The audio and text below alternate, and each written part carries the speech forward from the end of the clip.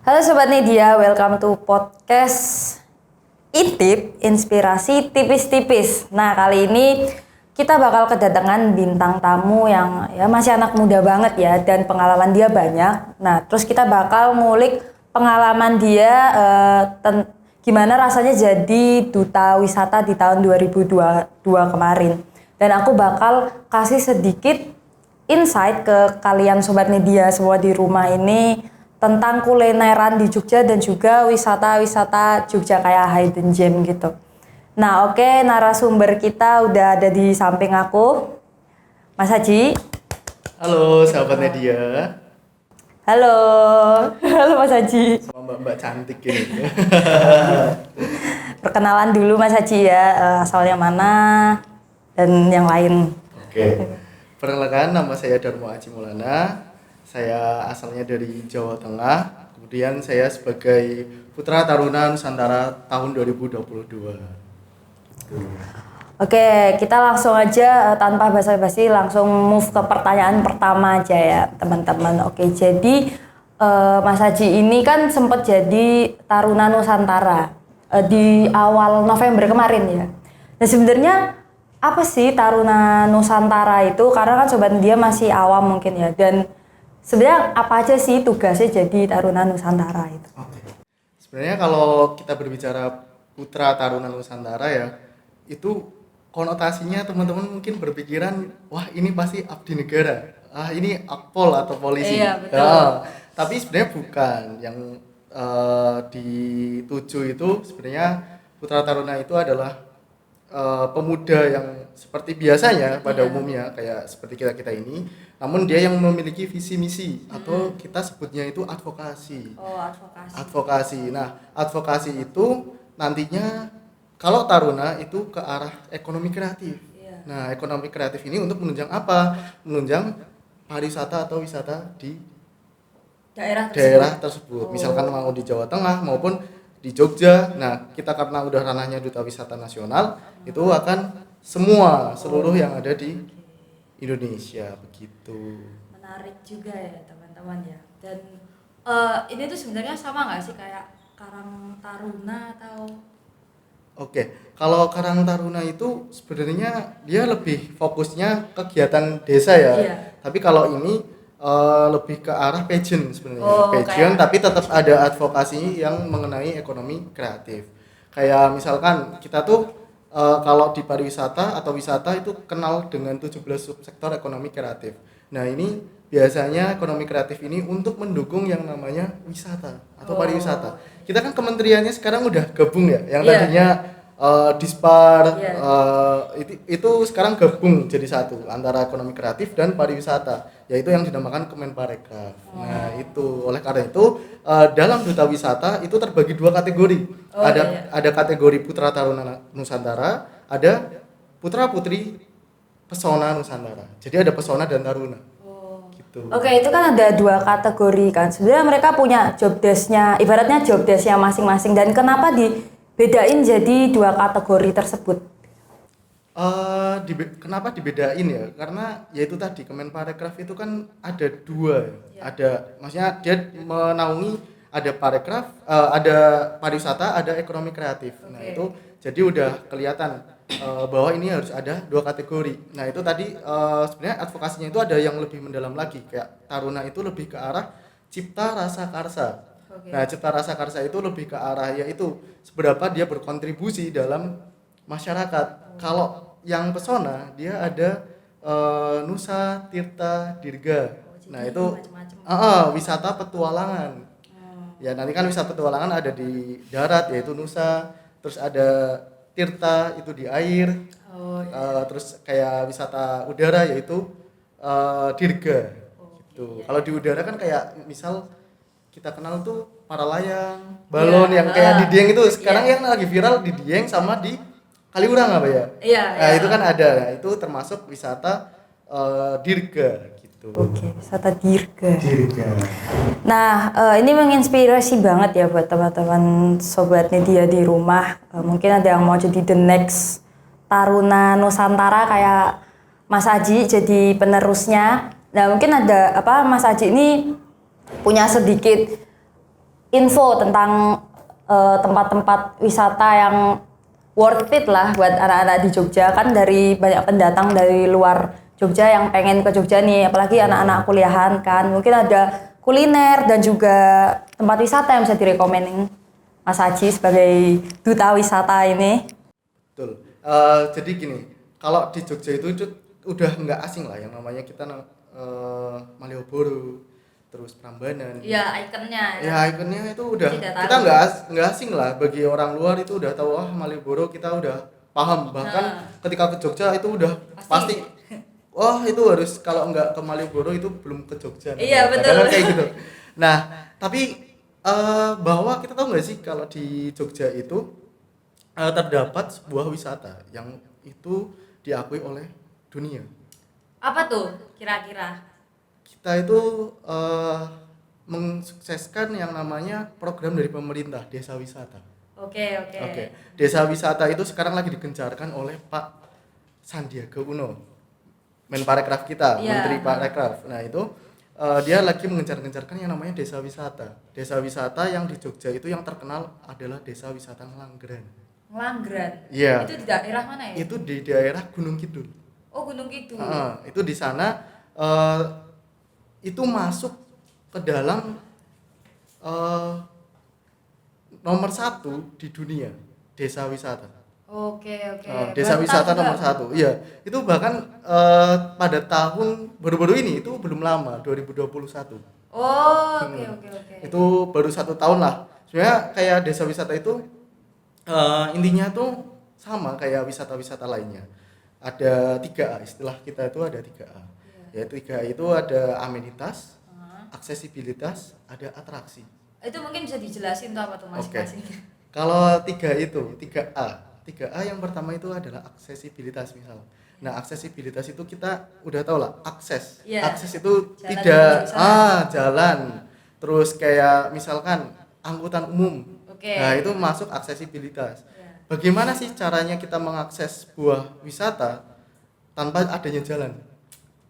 Susah nggak? Susah. Susah Kalau kan? mau ke sana harus tempatnya yang memungkinkan dulu. Iya betul. Terus kayak jalannya berlubang apa enggak, Iya, jalannya betul. bisa dilewati mobil apa enggak. Nah itu jarak tempuhnya pun kita harus tahu. Sebenarnya dari misalkan dari stasiun atau dari bandara itu berapa menit gitu. Iya. Nah itu juga dihitung berapa jauhnya. Kalau semakin jauh itu semakin tidak efektif desa wisata iya, itu. iya. Nah karena Gunung Kidul itu ya termasuknya jauh. Tapi jauhnya itu masih mudah diakses lah gitu. Iya. Nah jadi desa wisata harus ada aksesibilitas yang mumpuni. Ya karena yang kita tahu kan Gunung Kidul itu dari daerah kota DIY itu kan cukup jauh ya. Iya jauh. Pegel kalau ke sana. Tapi kan dengan kejauhan itu kita dapat menikmatinya nanti ketika udah sampai di sana. Iya betul. Iya. Ada pepatahnya itu apa ya? Apa ya? Bersakit-sakit dahulu. Bersenang-senang kemudian. Ya gitu ya. Berarti biar ngerasain perjalanannya kayak apa, Iya. nanti sampai sana baru Mual-mual merasakan. dulu di jalan. Iya. Sana bahagia. Terus selanjutnya itu ada yang namanya tuh amenitas. Amenitas apa itu? Amenitas itu adalah sebuah kalau kita tahu itu hotel. Hotel. Kalau hotel itu kan di tempat wisata, apalagi desa, itu kan nggak mungkin ya. Pasti Iya. adanya kayak di stasiun, bandara, itu Iya, yang daerah dekat-dekat kota. kota lah. Iya. Nah itu baru ada hotel. Nah bagaimana caranya ada wisatawan misalkan mau berapa hari di situ? Nah di sana bisa nginap. Bagaimana caranya bisa nginap di sana? Nah kita di desa wisata itu pasti ada namanya homestay. Oke, iya homestay. Ya. Terus kemudian ada camping ground. Camping. Biasanya ada sedia camping ground untuk ngecamp udah atau disediain dari sananya. iya harusnya ada itu karena amenitas itu untuk memanjakan wisatawan biar stay di sana tuh lebih lama lagi. Oke, gitu. iya, betul. Jadi kayak orang yang dari kejauhan eksplornya nggak mau sedikit maunya banyak gitu. Nah itu jadi disediakanlah sebuah homestay. Iya. Gitu. Karena lebih cocok aja ya kalau pakai homestay. Kalau daerah itu kan hitungannya pesisir pantai ya kalau Iya. Gunung Kidul. Kalau hotel itu kan kurang gimana ya, lebih enakan homestay juga. Betul. Biar vibes-nya juga dapat.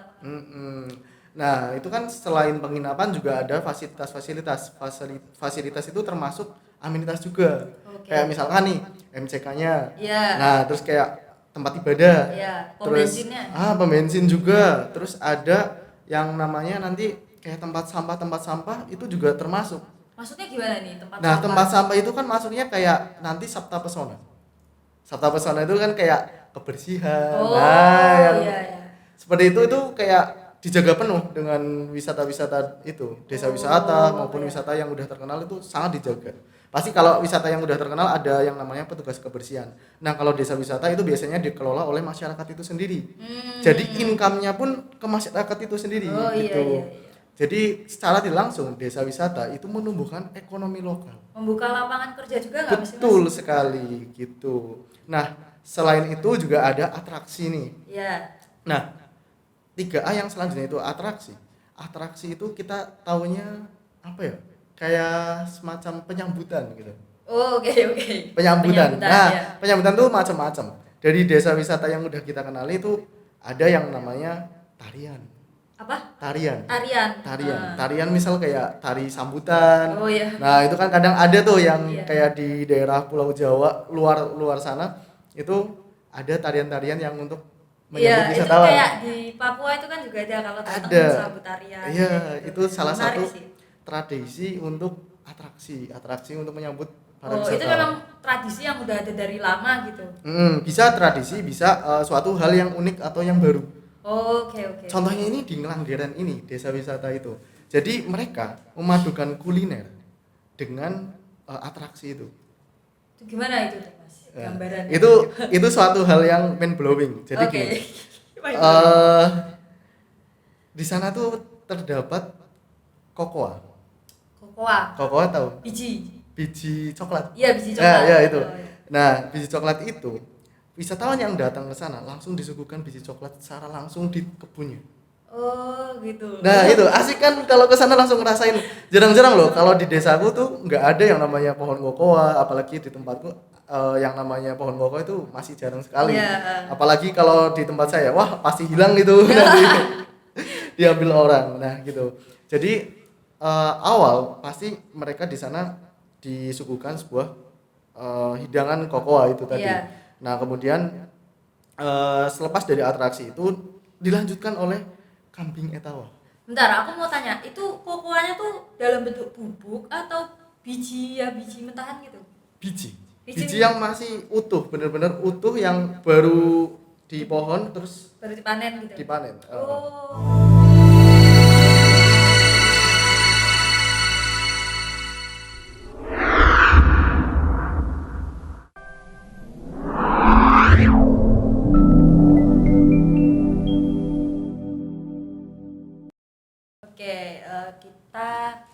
Oke, tadi kan udah dapat insight dari Mas Aji kan. Sekarang ini gantian, aku mau kasih sedikit info ke sobat Nidia di rumah. Jadi ada hidden gem di Jogja, di daerah Jogja ini, tepatnya di Gunung Kidul juga. Dia namanya Pantai Ngunggah. Pantai Ngunggah itu ya pantai pasir putih juga kan. Kalau kita tahu daerah Bantul itu kan kayak pantainya Parangtritis, Parangkusumo, dia kan pasir hitam kan. Kalau Pantai Ngunggah ini ternyata baru juga, Mas. Dan cuman dia minusnya untuk ke sana itu jalannya agak jelek. Accessibility-nya itu jalannya agak berbatu seperti itu, dan juga dia modelnya kayak tebing gitu, kayak tanah lot di Bali gitu. Menarik ya. Menarik banget. Jadi gini, sebenarnya peran pemuda itulah ya kayak kita jadi putra taruna maupun kita semua masyarakat yang ada di situ sebenarnya bisa memanfaatkan potensi yang ada itu. Iya betul. Bukan berarti kita putra taruna bikin jalan, bukan.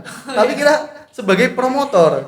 Promotor yang ada nanti kan kita buat hidden gems tuh kayak wah ini tempat bagus nih explore. Nah, nanti ada yang tanya itu tempatnya di mana ya gitu. Nah, banyak yang tanya dan akhirnya itu viral. Nah, viral itu karena Mas dan Mbak Karang Taruna. Iya. Taruna Nusantara ini. Bisa jadi salah satu visi misi kita itu salah satunya di situ. Jadi sebagai promotor berbagai wisata. Makanya nggak heran kalau ketika ada putra putri yang terkait wisata, dia pasti mempromosikan wisata yang di tempat-tempat eksotis atau tempat-tempat yang viral itu. Ya fungsinya apa? Untuk mempromosikan tempat wisata itu ke ranah nasional maupun internasional Oke, gitu. oke.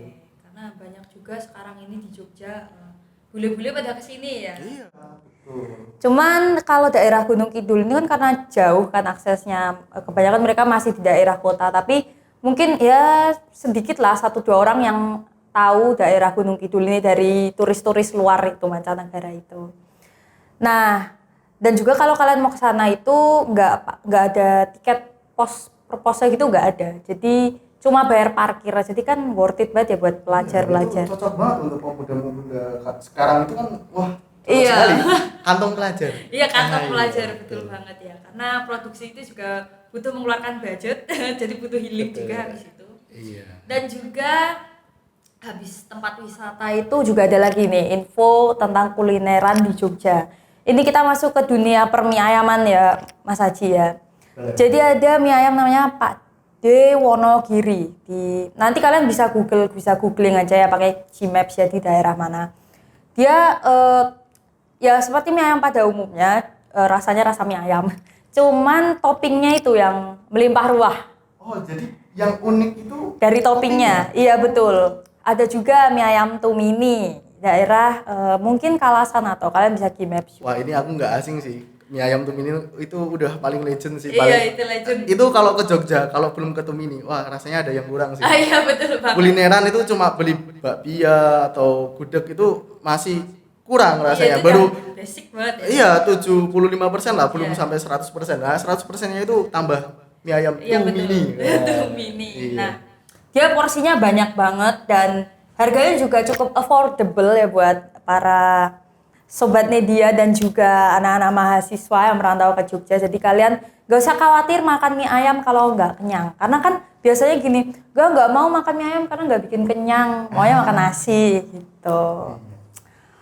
Oke, ini udah agak overtime mungkin ya. Jadi kita langsung penutupan aja. Jadi thank you buat sobat media di rumah yang udah mau nemenin podcast kita kali ini dan makasih banget sama Mas Haji mau jadi narasumber di podcast kita. So ya, see you sobat media.